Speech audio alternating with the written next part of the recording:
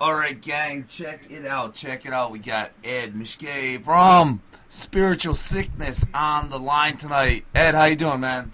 Hey, Billy, what's happening, buddy? Doing well, doing well. How's it going on your end? Doing great, man. So it's been a while, man, since we spoke, man. Why don't you give us a little update there on Spiritual Sickness, man? What's been going on?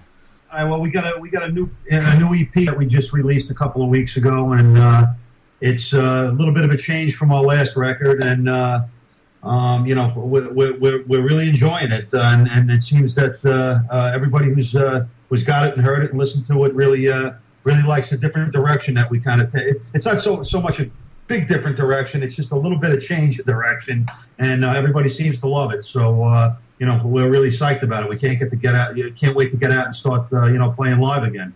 Cool, man. Cool. So I guess just for the listeners that don't know, man, can you give us a little bit of history on the band? Okay, well, Spiritual Sickness as a band's been around. I guess we're in about four years now. Formerly, we were named Act of God, and we were a mainstay in the New York area for a while. As far as the members in the band, the three original members, we've had drummers in and out of the band. But as far as the three original members, we have Jim Nola on bass, and me and him have been playing together since like 1989, and the amazing Jeff Kohler on vocals, and he's not only one of my best friends and brothers, but we've been playing together since 1996. So we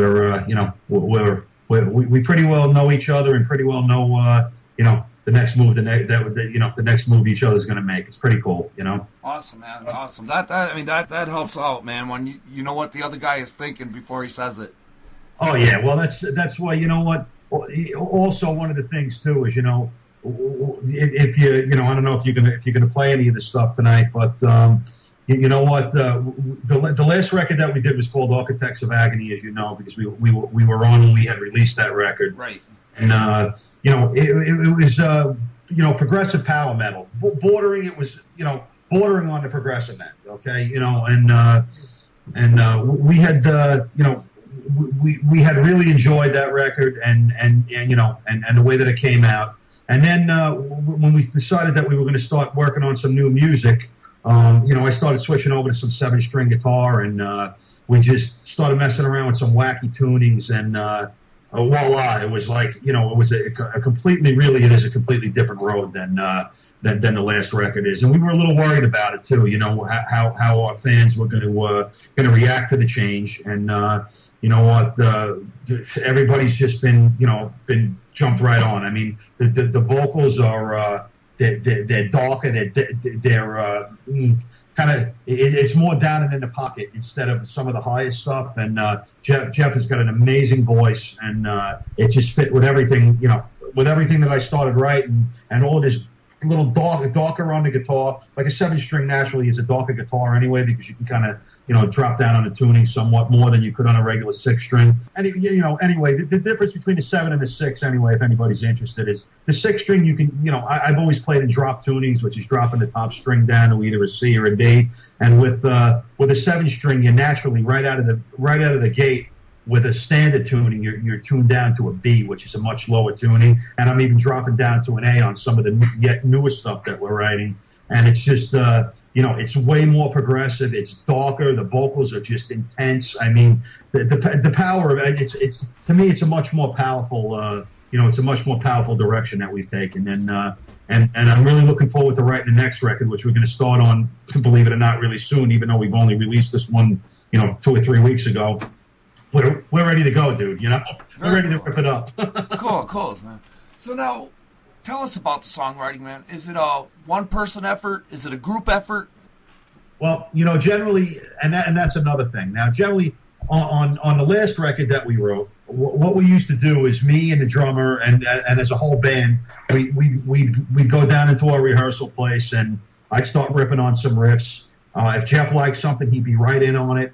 And then, then the drummer would jump on board, and Jim would be right in there behind us. Now, and then what we do is we kind of arrange the songs as a band, as we were rehearsing it, So I had the backbones for all the music basically, and then and then we kind of put it together as a band. But now with the EP, what we started doing was I came up with the riffs, and I basically recorded everything into Pro Tool to click track, and then what we did was Jeff and I got together with our engineer, who's another great guy. He mixed the last record, and he totally engineered this one, and was on board with us throughout the whole thing. Ed the Viking Warren, a great guy. And what we did was we sat down and we kind of, Jeff and I arranged all the songs. And then what we did was we just, plopped stuff around in Pro Tools till we had it how we wanted.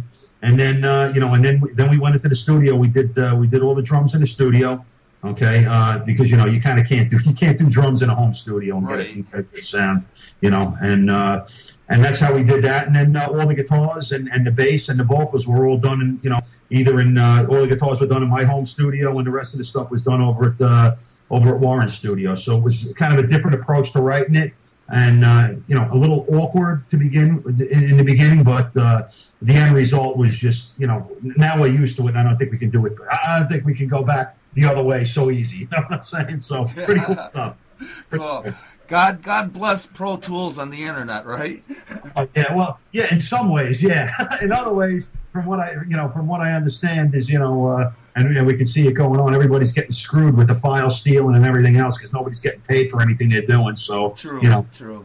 But as far as what I have at home, rivals a $10 million studio 20 years ago. You know what I'm saying? So it's pretty wild what you can do, and I really enjoy it.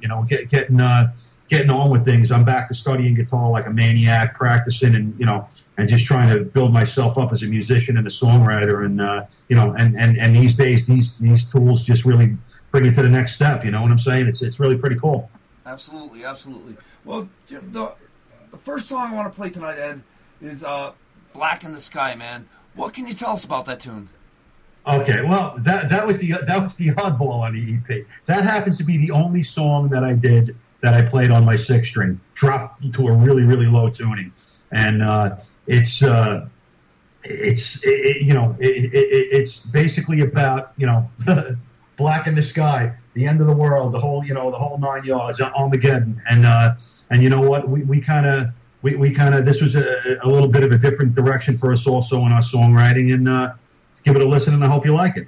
Awesome. All right, listeners, check this out. Black in the Sky from Spiritual Sickness. We'll be right back with Ed.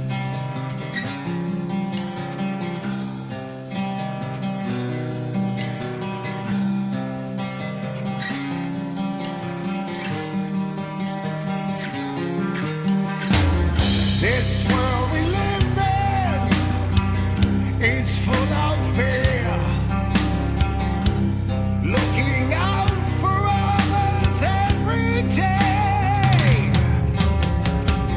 under suspicion that leaves us blind. Is there any hope on God's mankind?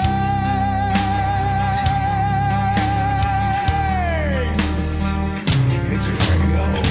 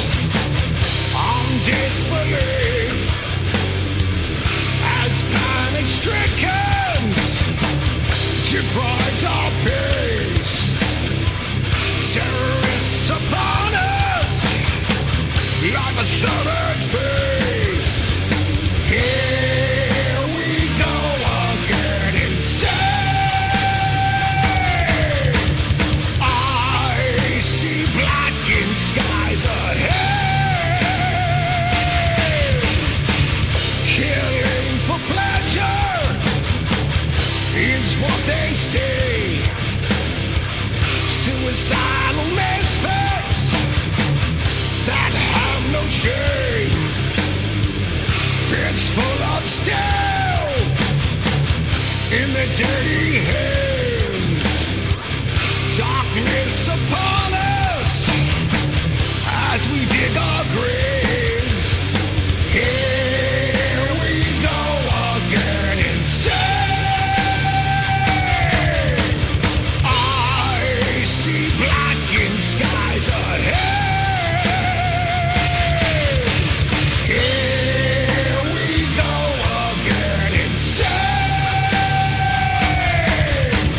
I see blackened skies ahead.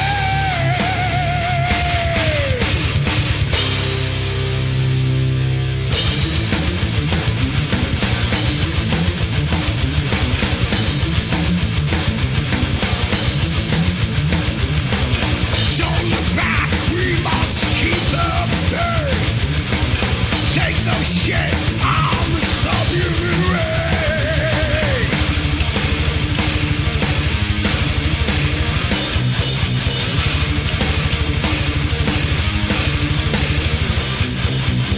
We will survive through the passage of hell.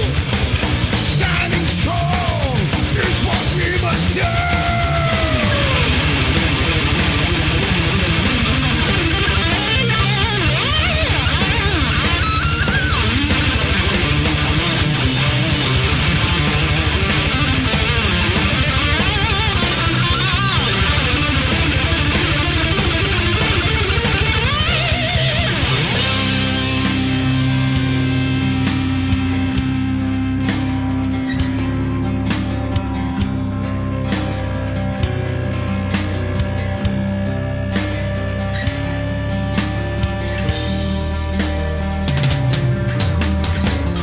This world we live in is full of fear.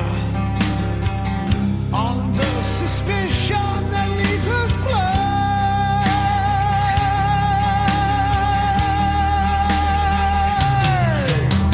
Here we go again insane.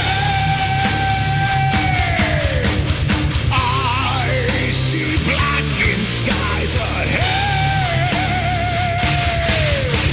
Here we go again insane. I see blackened skies ahead. Black in the skies.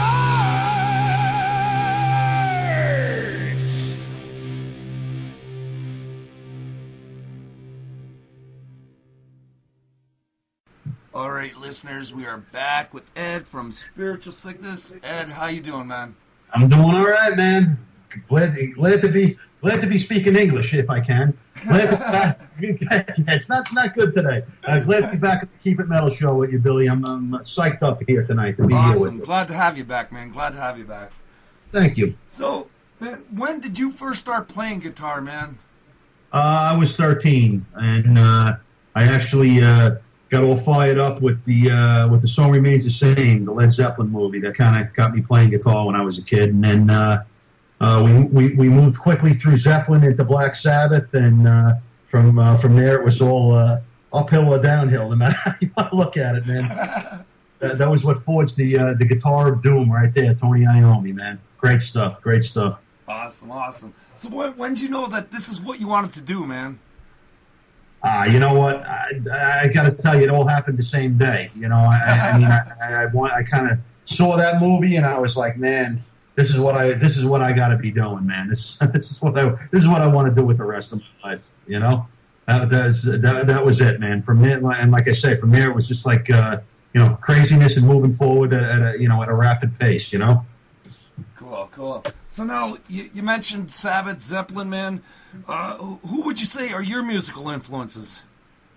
Well, you know what? It all depends. That's kind of a multifaceted question, because as far as songwriting is concerned, my favorite guitar playing songwriter was always Jimmy Page, and a lot of new kids, new guys, and new bands don't understand that whole thing. How could you how do you come up with that one? But as far as the guy sloppiest guitar player in the world, one of the best songwriters as far as I'm concerned, on guitar. And, and then you can move on to technical prowess. And, it's my all-time favorite guitar player right now, is Jeff Loomis. And, Jeff Loomis was the guitarist in Nevermore, and now he's out with his own band, Conquer Dystopia. That guy is just off the hook, man. One of my favorite players. And then you can go through, all of them. I was a big Rush fan, too. Alex Lifeson. Big influences, but Tony Iommi really changed the game for me because when I think the first time I had picked up when I was a kid, Masters of Reality, and I listened to Into the Void, that down-tuned guitar and that friggin' doom, it was just, I just call it ball-rattling doom, and it's just, seriously, it's been like, that was one of my major influences, and then you just take that and you kind of wrap it into all that other stuff when I was young. And that kind of forged my beginnings. And then you move into the newer guitar players of today, Malmsteen and Marty Friedman and Jason Becker, and you can go into all these virtuoso lunatic guitar players, and it's just like such an all around thing. That's why I say it's kind of like not a very easy question to answer. You know what I'm saying? But that about puts it where it's at. Right. Well, like with Hendrix, man. If his guitar was out of tune, he could bend the strings in tune while he was playing. It was totally amazing. I mean, who does that? Well, you know what? And there's another guy, that a lot of people don't look at. The guy was a great guitar player. He came up with some great melodies, some great stuff. Was some of it sloppy as hell and all over the place? Yeah, it was. But he did it like nobody else, man. The guy was insane, Right. I mean, he laid some of the groundwork for what we're doing today. Oh yeah, and you know what? You can even go back further. I mean, on even some of the blues guys that you can even go back to Robert Johnson and some of these other guys. And you know what? The whole beginning of metal, I mean, it just, and guitar in general, as it's progressed throughout the years, is so many names that so many people just don't even know about, that really paved the way for what was going on. I mean, for guys like Randy Rhoads and Eddie Van Halen, and and you just keep moving forward. And in these days, there's so many. These days, there's like 17-year-old, 16-year-old guitar players that you watch some of these goddamn kids play, and you just like, holy shit, man! Right. Where does it come from? You know what I mean? And well, here it is, man. A lot of great musicians, man. A lot of great musicians. Very cool. So Ed, man, when you're not writing, rehearsing, touring, what do you do for a day off, man? What do you enjoy doing? Well, you know what? There's no such thing as a day off. When I have a day off, it's called, if I'm not playing my guitar, I'm, working on some equipment, trying to keep my guitars in maintained order, that's it. Well, or for that matter, I enjoy hanging with my kids, my wife, my kids, it's, that's kind of the influence for most of what I do anyway. So, without them and without your good family, you got nothing. You know what I mean? Absolutely, so, man. Absolutely. Family first. Yeah, exactly, man. Exactly. So what would you say is your most memorable moment so far, man? You're going to think this one's retarded, but just last week alone, I got to meet Jeff Loomis. I think I had some kind of weird man crush on the dude, but it was that was my favorite moment in quite some time. I got to go and check out Conquering Dystopia, and I got to hang out with Jeff Loomis for a little while after that, and real personable, cool dude, and I was just fired up from getting to watch that show, and then getting to meet a really cool dude. So that's the most exciting thing I've done in a while. Very cool. So let's take it the other way, man. You have any Spinal Tap moments you want to talk about? Oh Christ! Well, you know what? I got to tell you something. Maybe when I was a kid, there was some nutty stuff going on in some crazy bars. I mean, I remember we played at a place that was it was a Long Island mainstay for every band that needed to get ripped off on the planet. It was called February's, and they were over in Elmont on Long Island. And the dude that owned the place would be like, before he even got off the stage, he's like, "You guys owe me money for the PA tonight," So one night we were there, we were doing a gig, and we used to rent those smoke machines when you kind of couldn't buy them because they were too expensive. Right. and we were 20 years old, 19 years old, whatever the hell it was. We had no money to drink that night because we had to pay for the PA again. So one of the guys that was working the smoke machine smoked the place out so bad that the guys were running behind the bar and stealing bottles out of the back of the bar. And it was kind of weird stuff is going on like that. And walking back in the 80s, walking into the dressing room, slipping on some guy's lipstick. There was just some weird stuff going on back then. But for the most part of it, I mean, we're a pretty boring band as far as as far as Mayhem is concerned, because we're so concerned about putting on a good show and and having our chops together that we really don't believe in partying before we're playing whatever, and we're all pretty much clean guys as far as as far as musicians are concerned, and as far as drugs and alcohol are concerned. And I mean, everybody says it, but I don't know how many mean it, but I'm more interested in in making good music for people than making an asshole out of myself on what I'm saying, on stage. But I could tell you some stories. But I have to think about them a little while. But we had some fun. Cool. So now the next song I want to play is "Your Life Is Mine." What can you tell us about the tune? Okay. Well, that's that tune is basically about. It's a little sadomasochistic it's a little sexy, you know what I'm saying? So it's kind of about a one-night rendezvous, and if you listen to the words carefully, you'll hear it's a little S&M going on in there. And, it's a little twisted metal song for you there, folks. Very cool. All right, gang, check it out. Your Life Is Mine from Spiritual Sickness. We'll be right back with Ed. There you go.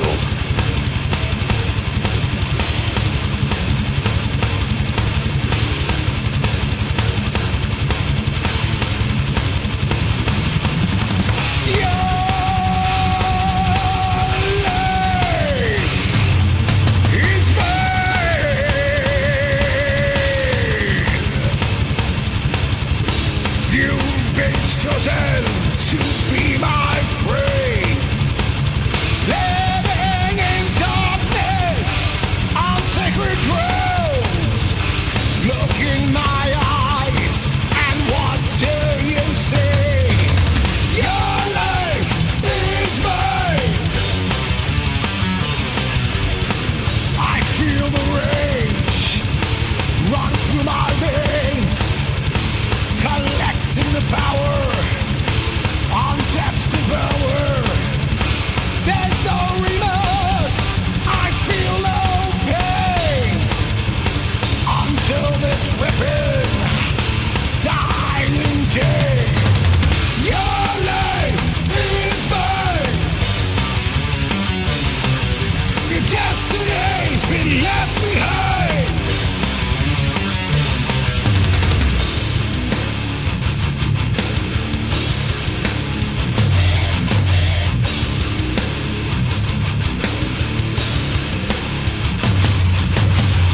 Ashes and dust to dust. Living a lie is your only way. Heading for hell,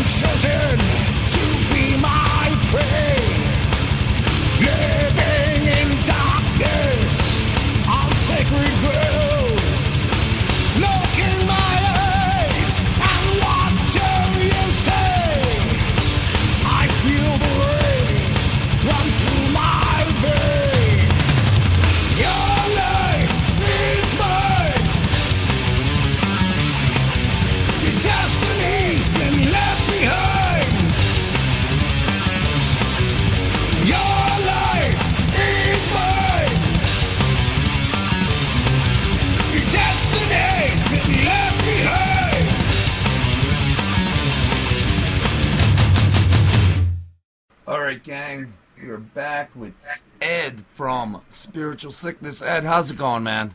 It's going real good now. How did you like that last cut? That was awesome, man. Awesome. I gotta tell you, you can hear the difference between this CD and the last one, man. Yep, a lot of people say that, and I got to tell you, like 1 out of 10 people are like, I like the other one better, but I'm like, nah, you can't. How could you? I mean, this stuff is so much more, not that I'm not proud of our last work, but I mean, I'm really, really, really proud of this. I think we pulled off a change pretty well. You know what I'm saying? At least I think so. Yeah, cool. So, well, while we're on the subject, man, you would definitely say your music and your sound has evolved since the last CD, man? Absolutely. Cool. Because you can hear the difference. I mean, you definitely grown. You've gone in a bit of a different direction, but I dig it, man, and the listeners are digging it, man. Cool. Well, you know what? Like I said before, a little bit. The way that we went about writing this was a little bit different. Our whole technique on how we arranged the songs, and really, to be honest with you, it was just I mean, we've all been doing our homework. I've been striving to get better at my should I say instrument? That didn't sound right? I'm striving to play my instrument better, and and in the progression of things, of course, if I get better, the band gets better, and the same thing with Jeff and Jim. We're always striving to be better. So I'm hoping that we just continue to progress forwardly. And this is definitely a move in the right direction as far as I'm concerned. Right. So now you said there's currently 3 members in the band. Are you looking for a 4th, man? Are you looking for a drummer? Okay. Yes. As a matter of fact, we are. But you know what? We've kind of been having some trouble finding the right guy. So either way, it's we'd love to have a 4th permanent member. Okay, but that's not going to make or break us at this time because I wrote the last record without a drummer, and we were lucky enough to get Wickinger to play on it. He's a great drummer. And this time around, I'll do the same thing, and I'll find somebody to play on it that's a top-notch player, and but we would rather have the 4th guy in the band. So you know what?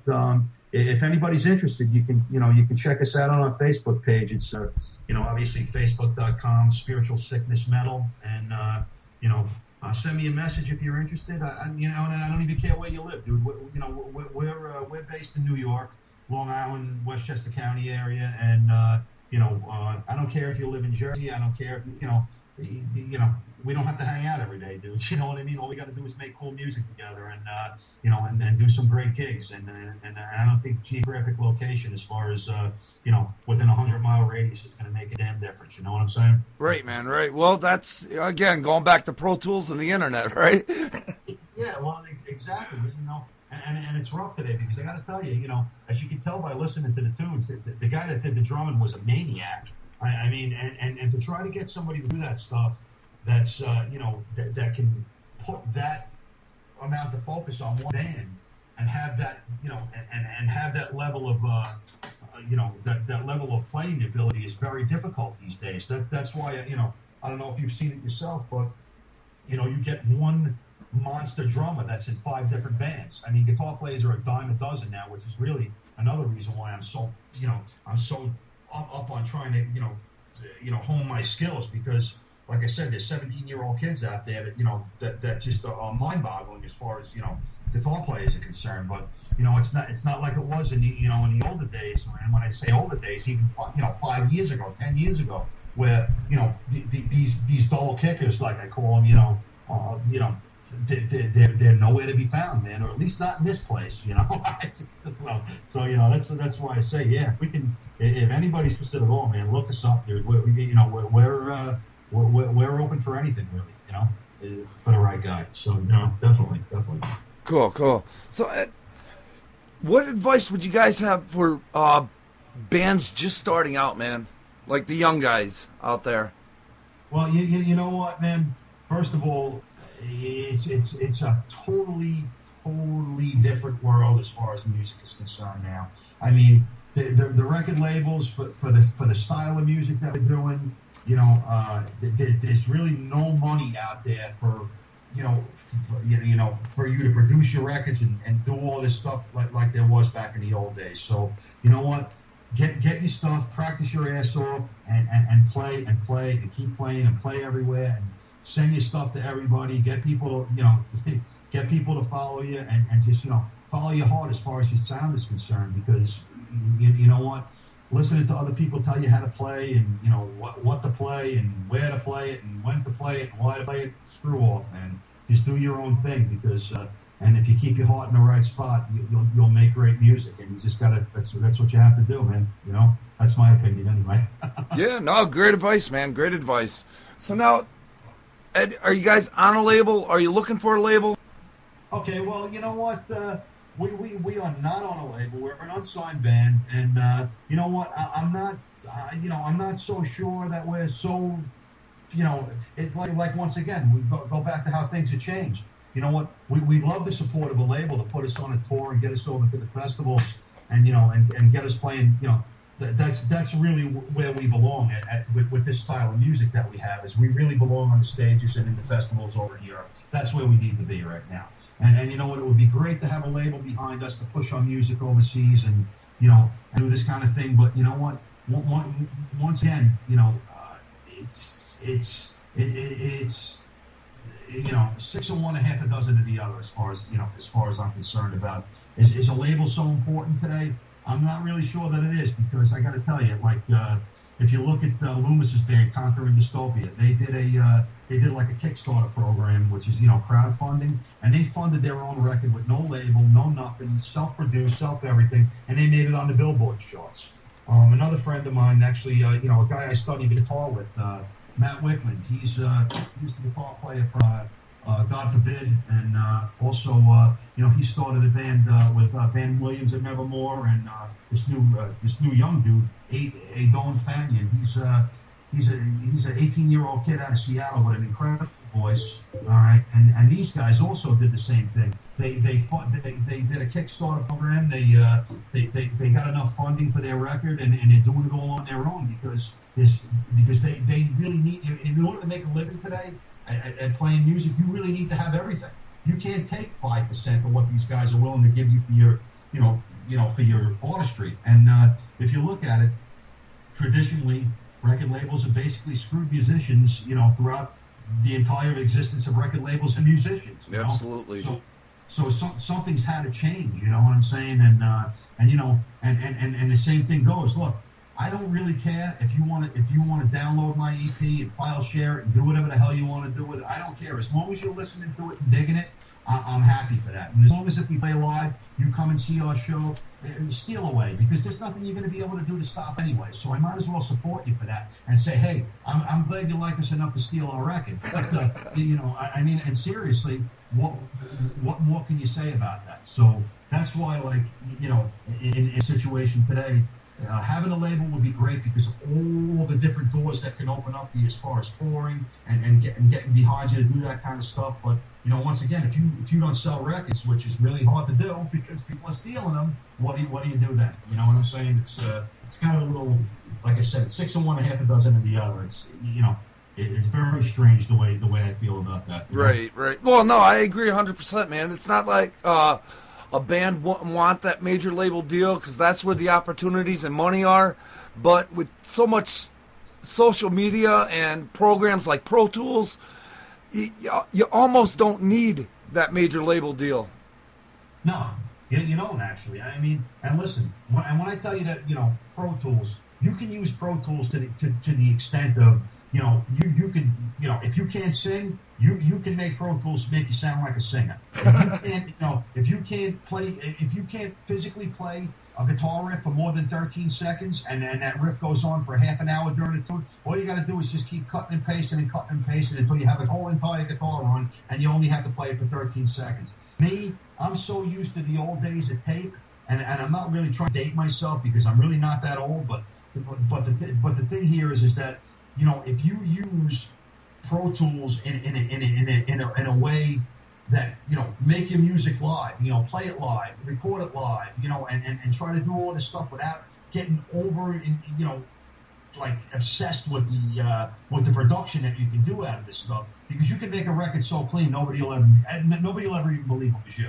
Okay, so it's just you gotta. I like to play my parts. You know what I'm saying? I like to be able to go through the whole thing and play all my rhythm parts and double and triple my guitar tracks, and instead of, oh, I screwed that up, let me cut and paste that. Oh, that was no good, let me grab that from the It's it's another thing that basically also kind of takes the skill out of being a musician also, which is like once again, it's a double-edged sword, Pro Tools. It's great because a guy like me who doesn't have millions of dollars and sprung together money to put together a decent little home studio to do my guitar stuff. I mean, tell me seriously. I mean, that guitar sound that I got there, I'll put it up against any record you got out there, dude. I mean, and I did that at home. You know what I mean? Probably while I was eating a bowl of Fruit Loops. So you know what I'm saying? It's just like, yeah, okay, we got it now. Awesome. Well, I mean, that's the thing. I mean, it was almost overnight that it changed from analog to digital. Yes, it was. In fact, you know what? I can go back to some of the first albums. I remember buying CDs like in the late '80s when they just started to become popular. And you would look at the back of the CD, and it would have ADD or AAD, which meant it was analog recorded, and then it was mixed analog, and then it was converted to digital for the CD. And one of the first metal records, I think, was Abigail from King Diamond, that was all digital. And if you listen to that record, yeah, it's so freaking clean, and that was the beginning of it. You know what I'm saying? Where everybody started to make the digital changeover, and it was really expensive back then too. I don't know if you know anything about the equipment, but they had these piece of crap things called ADATs that used to record on Betamax tapes or whatever the hell they were. They were like VHS, and they were like they were $1,700 or $1,800 for 4 tracks. And then you did all this crazy outboard gear, and that was back when friggin' Windows, you would even a Mac computer at that time, the thing was so slow that you would press a button on the keyboard, you'd pick your nose, pick your ass, turn around, do a little dance, and come back, and it would finally appear on the screen. So just imagine like mixing with that crap and trying to edit tracks and doing everything with a computer that's just it's as slow as a turtle on crack. It's insane, Oh God! Unfortunately, I do remember those days. So I'm dating myself too. But yeah, well, you know what, man?